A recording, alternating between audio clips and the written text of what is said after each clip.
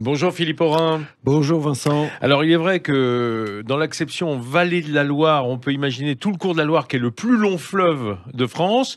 Mais nous, on se résume entre, Blois jusqu'à Chinon, c'est-à-dire le Blésois, puis la Touraine, hein, les châteaux de la Loire en quelque sorte. Les grands châteaux de la Loire, et c'est parti, et on commence par la merveille, Chambord. Ah bah, tout seigneur, tout honneur. À voir, à revoir. Donc c'est le plus grand château de la Loire, hein, construit par François Ier. Il a connu depuis 10 ans une véritable renaissance, hein. Il a fêté ses 500 ans avec éclat, et on y a notamment reconstitué le jardin à la française. Oui, qui est splendide. On a créé un magnifique potager que vous avez peut-être visité, 5 hectares, et puis des vignes sur 14 hectares, avec 5 différents cépages, et moultes explications bien sûr sur l'existence du château, qui est vraiment une étape incontournable. On signale aussi ce fameux escalier à double hélice, Évidemment. qui est une merveille architecturale et technique pour l'époque. La merveille, mais Chambord est une merveille à elle toute seule.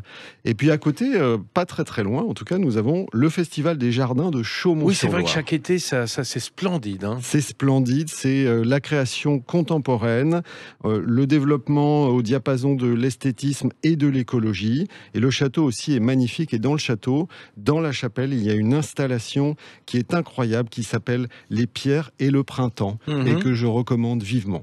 Alors, on continue au fil de la Loire, indolente, et on va où? Alors on va à proximité de Tours, au domaine de Candé. Le domaine de Candé, il est surtout connu pour avoir abrité le mariage d'Édouard VIII, le roi qui abdiqua. Je n'étais pas invité, donc je ne vous en parlerai pas. Non, le mariage avec Wallis Simpson, si oui. vous avez vu le discours d'un roi, Bien sûr. c'est la genèse de Avant cette son histoire. abdication, hein, Avant par son amour, abdication. en quelque sorte. Par amour, et c'est une demeure très luxueuse qui appartenait à un milliardaire qui l'a légué d'ailleurs à l'État français, qui l'a légué au département, et donc on peut voir de très beaux décors art déco.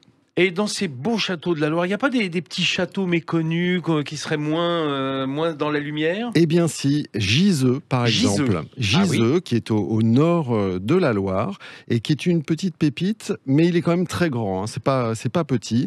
Il est possédé par une famille qui s'attache vraiment à le restaurer, il possède une rarissime galerie peinte au XVIIe siècle qui représente les châteaux royaux. Donc on peut voir des vues de Chambord, Vincennes-Fontainebleau, Versailles, peintes en 1680. C'est absolument magnifique. C'était des artistes italiens itinérants qui vendaient en fait leurs services aux seigneurs.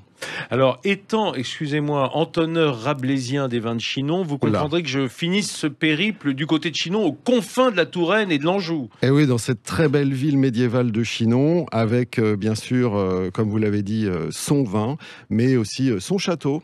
Son château avec la fameuse entrevue de Jeanne d'Arc, qui est allée droit sur le roi Charles VII, et qui l'a reconnu tout de suite. Alors qu'elle ne l'avait jamais vu, sauf elle ne l'avait jamais vu. Et on peut voir ce château qui était une grande ruine et qui a été entièrement reconstitué, qui est magnifique, ainsi que toutes les ruelles médiévales de la ville. Eh bien, si on est à Chinon, on passe par Bourgueil, et comme ça, on a fait le tour de la Touraine dignement. Merci beaucoup, Philippe. À demain. À demain.